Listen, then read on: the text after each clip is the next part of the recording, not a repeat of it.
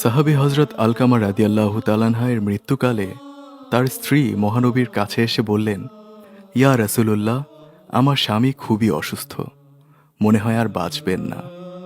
তার পাশে এসে আপনার পবিত্র জবানে কালেমার তালকিন পাঠ ও দোয়া করে দিন। এর ফলে হয়তো তার মৃত্যু যন্ত্রণা সহজ হতে পারে। মহানবী সাল্লাল্লাহু আলাইহি ওয়াসাল্লাম হজরত আলী, হজরত সালমান ফার্সি, হজরত বেলাল রাদিয়াল্লাহু তাআলাকে নির্দেশ দিলেন, তোমরা গিয়ে দেখো আলকামার কি অবস্থা। সাহাবীরা সেখানে গিয়ে তাকে বললেন, কালেমা পড়ুন। তিনি কালেমা পড়তে পারছিলেন না। হজরত আলী রাদিয়াল্লাহু তাআলা বুঝতে পারলেন তার আর বেশি সময় নেই। তিনি হজরত বেলাল রাদিয়াল্লাহু তাআলাকে সংবাদ পাঠালেন। হজরত বেলাল রাদিয়াল্লাহু তাআলা হুজুরে পাক সাল্লাল্লাহু আলাইহি ওয়াসাল্লামকে সব ঘটনা খুলে বললেন। হুজুর সাল্লাল্লাহু আলাইহি ওয়াসাল্লাম জানতে চাইলেন, তার বাবা মা কি বেঁচে আছেন? হজরত বেলাল রাদিয়াল্লাহু তাআলা জানালেন, তার বাবা নেই, মা বেঁচে আছেন। হুজুর সাল্লাল্লাহু আলাইহি ওয়াসাল্লাম বললেন, তুমি তার মাকে বলো আমার কাছে আসতে পারবেন কিনা, যদি না পারে আমি তার কাছে যাব। রাসূল সাল্লাল্লাহু আলাইহি ওয়াসাল্লামের সংবাদ পেয়ে আলকামার মা লাঠি ভর দিয়ে এসে পৌঁছলেন এবং সালাম জানালেন। আল্লাহর হাবিব তার সালামের জবাব নিয়ে প্রশ্ন করলেন, আপনার ছেলে আলকামা কেমন ছিল? আলকামার মা উত্তর দিলেন, তার আচরণ খুবই শালীন, ইবাদতগুজার, রোজাদার, দানশীলতায় তার মতো আদর্শ মানুষ খুব কমই আছে।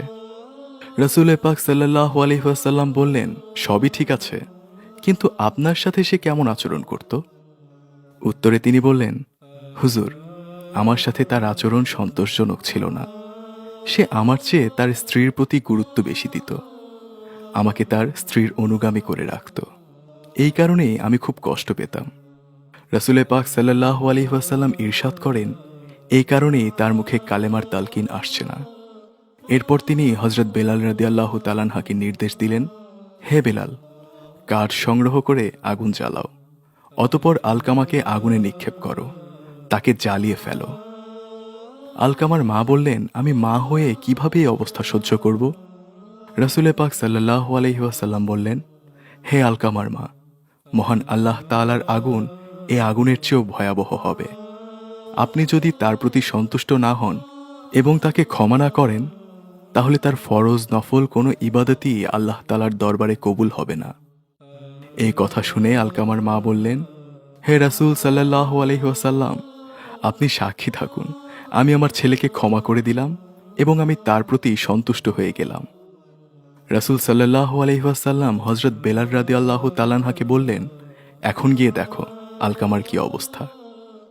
হযরত বেলাল রাদিয়াল্লাহু তাআলা আলকামার ঘরের দরজায় যেতেই শুনতে পেলেন তিনি উচ্চস্বরে পাঠ করছেন, লা ইলাহা ইল্লাল্লাহু মুহাম্মাদুর রাসূলুল্লাহ সাল্লাল্লাহু আলাইহি ওয়াসাল্লাম। সেই দিনেই আলকামা ইন্তেকাল করেন।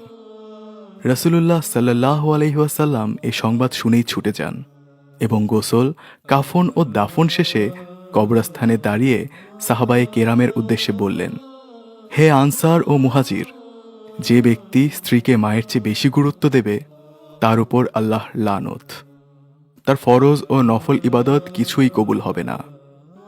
সুতরাং আমরা আমাদের স্ত্রীদেরকে ভালোবাসতে গিয়ে যেন আমাদের মায়েদের সাথে অন্যায় না করে ফেলি।